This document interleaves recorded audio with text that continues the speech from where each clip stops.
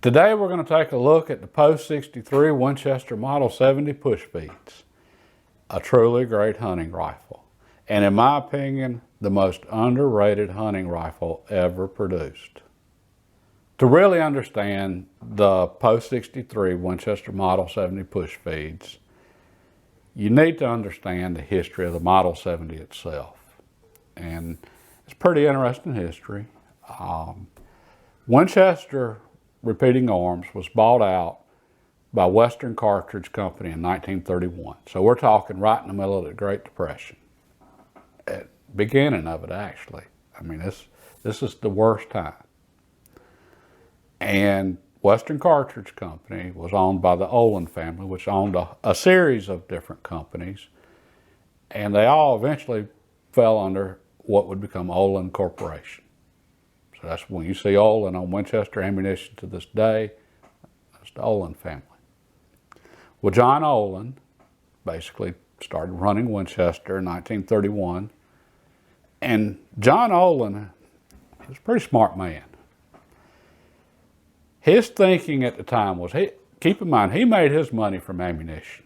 That's how the family had made their money, was ammunition, especially during World War I. Okay, he recognized that you sell a rifle, okay, you sold a rifle. But if you sell ammunition, people are going to keep buying that from then on. As long as they're trying to feed that rifle, they're going to buy ammunition. So his thinking was, if Winchester made quality rifles, shotguns, firearms, quality firearms, the best, then people would naturally associate that quality in their firearms with quality in their ammunition. And that would improve their ammunition sales. That's where the money was. So in 1931, when John Olin went to the engineers at Winchester, and he told them, I want you to create the finest target/hunting rifle in existence. That's it. I want you to create the best. And the engineers at Winchester went to work, and they came up with the Model 70. So the Model 70, it started out privileged. It didn't have to make a profit, or at least not much of one. It couldn't lose money, but it didn't have to make much of a profit. All right, and they were expensive, but that just cut into the profit margin. All right, and 1936, they're still in the Depression, so they weren't selling a whole lot of these. You know, it's just at times. But that was why the Pre-64 Model 70s were such a fine rifle. The craftsmanship and so forth in those rifles, they were designed to be the best with no concern for profit. All right, now let's fast forward to 1964. John Olin, you know, we're talking a few years had passed, you know, 20-something years, or 20. John Olin was retiring.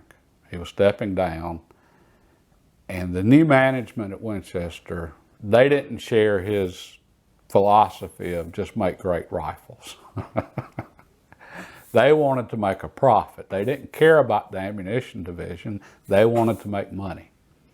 And in their defense, times were changing, and they knew Winchester had to change with those times, or Winchester wasn't even going to be making money, and then they were going to be in trouble. In 1963, 64, all the other American manufacturers had already made the changes, which is they had modernized.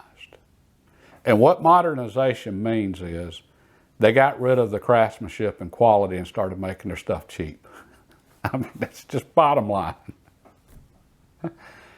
So modernization represented the end of an era.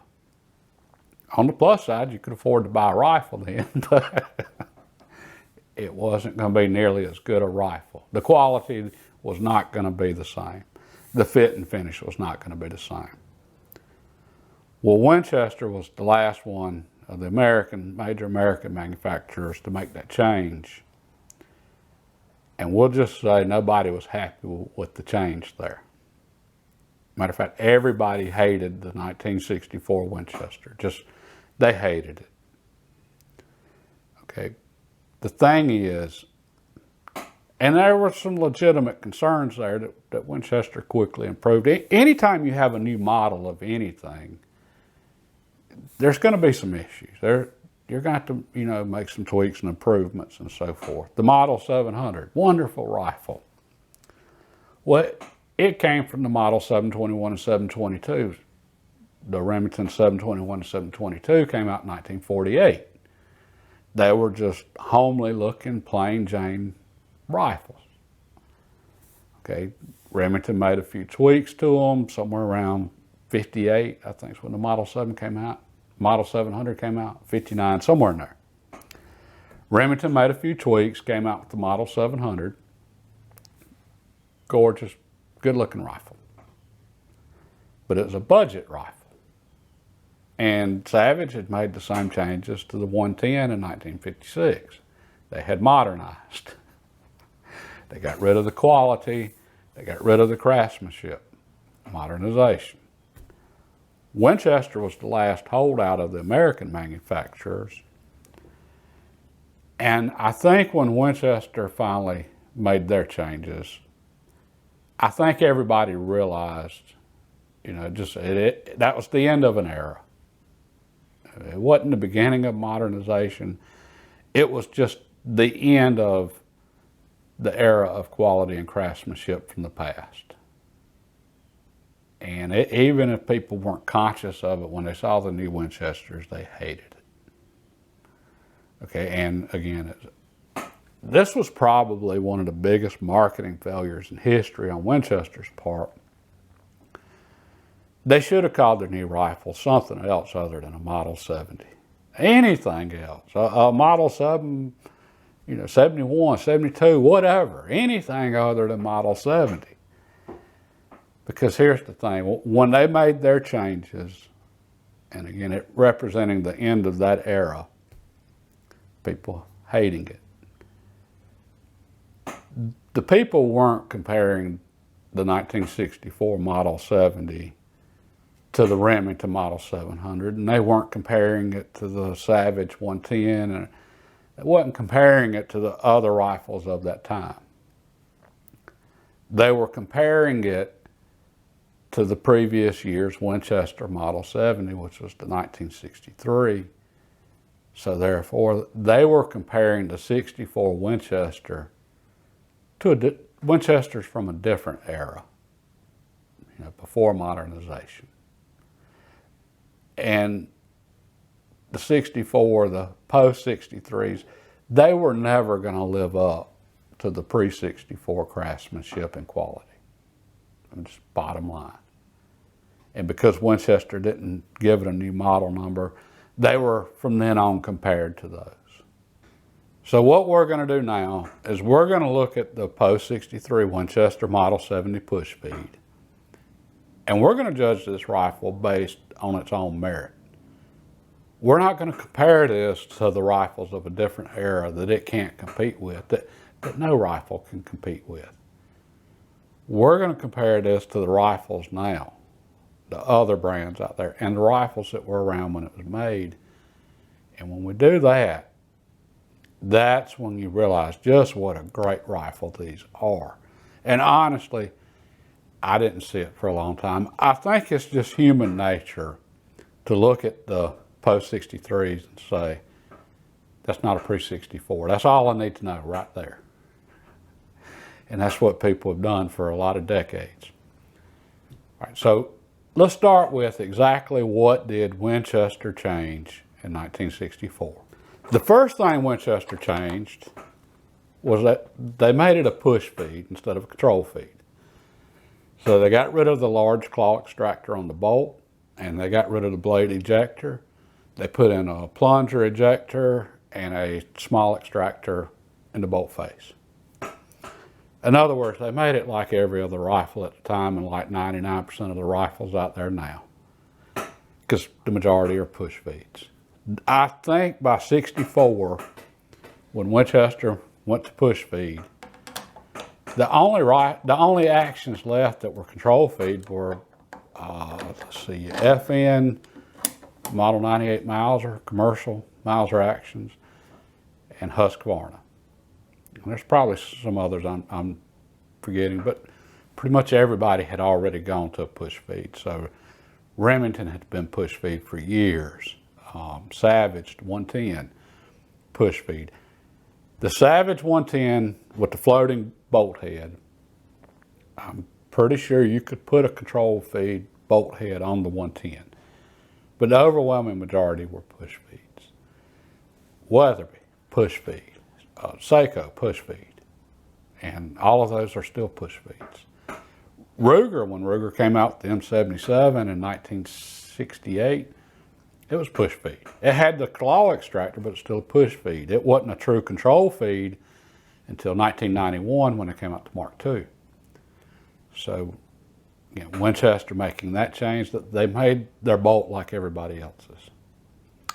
What else did they change? The stock. Okay, the stock was where Winchester really blew it because it was ugly. They got rid of hand checkering and they went to press checkering on the stock, which is what everybody else was going to. But basically a machine had a pattern and it would press that pattern into the wood. And it looked ugly. I mean, just bottom line. Okay. That didn't have anything to do with the functionality of the 64 Winchester Stone, but it, from an aesthetic standpoint, fit and finish, it was ugly. Okay, and there was another thing related to fit and finish on the 64s. Winchester, on the 64s, they had free floated barrels. That's one of the changes they made. They made all the barrels free floating. And there were large gaps between the barrel and the stock. Okay, so fit and finish. But let that sink in, free floated in 1964. Nobody else that I know of was doing that. Weatherby maybe, I don't know. I know Remington wasn't doing it on their BDL. I know Remington wasn't doing it in 2011. I think their CDLs are free floated. I don't think they ever free floated the BDL.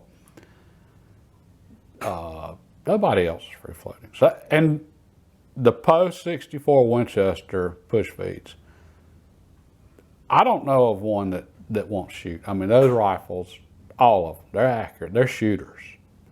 Okay, I'm sure there's some where Winchester made some mistakes, something wasn't as good as it could have been. They're production rifles. But for the most part, all of them are just darned accurate rifles. That goes back to the free floated barrel. Okay, so that was actually an improvement. What else did it change? Okay, and this was something I messed up on in a previous video. I got to own up to this, and I had gotten confused, and someone asked me about it, and as soon as they asked me, I remembered. But I talked before about forged receivers, and Remington and everybody else, when they modernized, they went to round bar stock for the receivers, and that forging was so much stronger. Okay. Winchester, and a lot of people get this wrong. I really blew it, but the receiver on the push feed Winchesters, they didn't go to bar stock.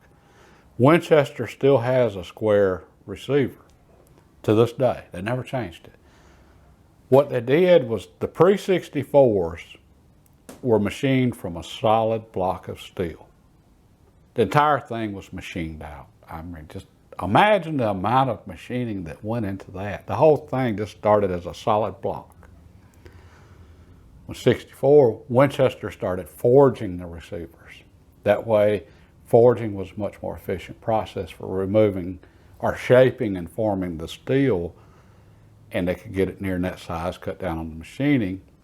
But they actually made, in my opinion, they made the receivers stronger in 64, not weaker, by going to the forging. And that was impressive. I did not realize that. I knew that they had forged receivers at one point. I just assumed it was the pre-64s because that is such a good process, but no. as the post 63s. They're forged receivers, and they're forged receivers to this day. And again, that's one of the big misconceptions with the post 63s. Okay, and I think that was about it on their changes. Now, fast forward to 1968. It wasn't the smoothest bolts on the Model 70. They were what everybody else was at that time, which was push feed, and it just, you got two lugs of air, and it just wasn't smooth. So Winchester actually added an anti-bind rail in the receiver. Right here in the right lug on the bolt, there's a slot, and then there's a rail that sticks out on the receiver so that the lug rides on that slot and keeps it from binding, and it makes it a really smooth bolt.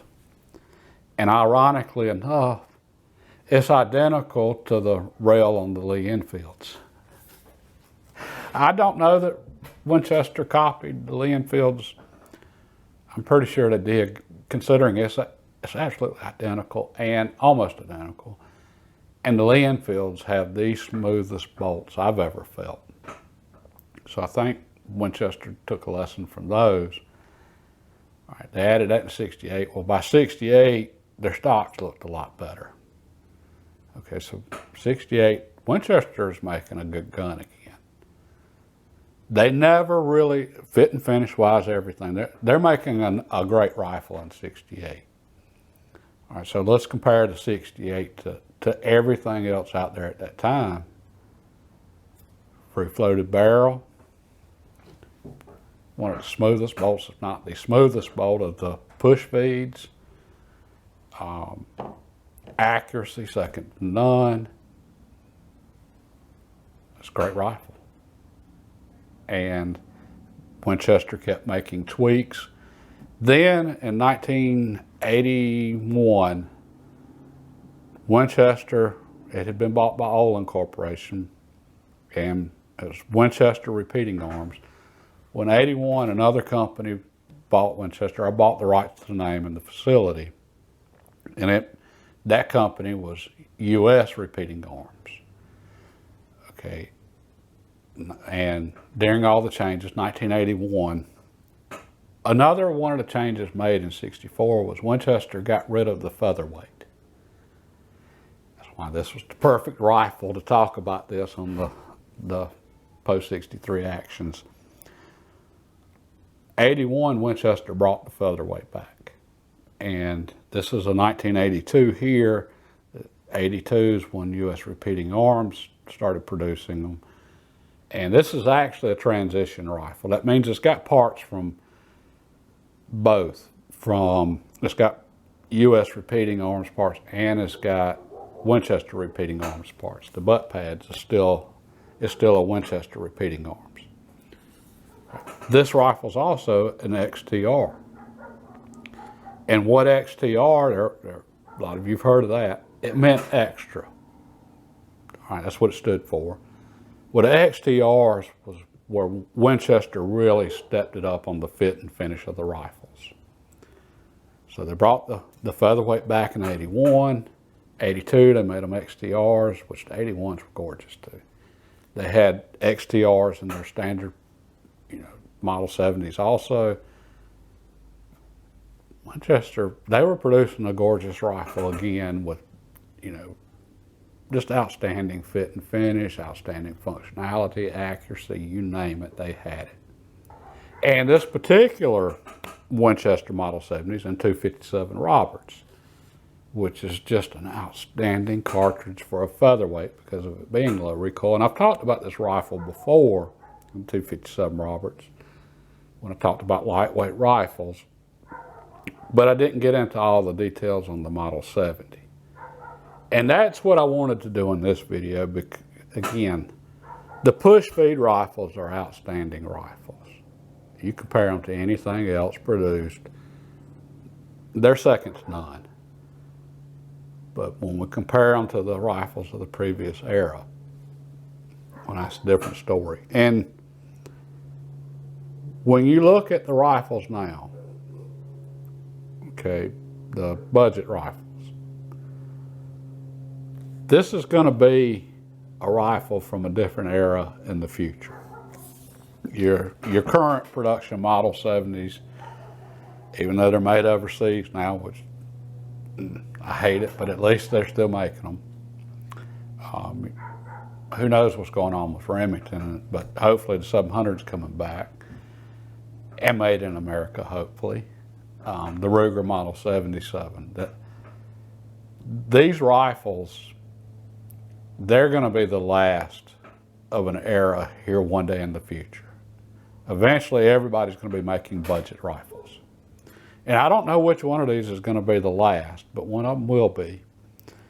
And as soon as they make a change, everybody's going to look at the new whatever after the changes, and they're going to hate it.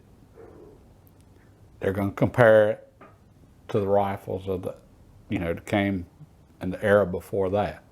Just like everybody's done with the post-63 Winchesters. History repeating itself, I guess.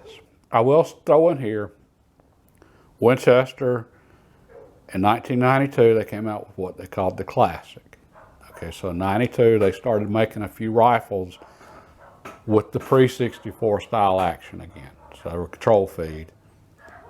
They continued making more and more of those, and then eventually FM bought Winchester, and all of the rifles from 2006 on are pre-64 style actions.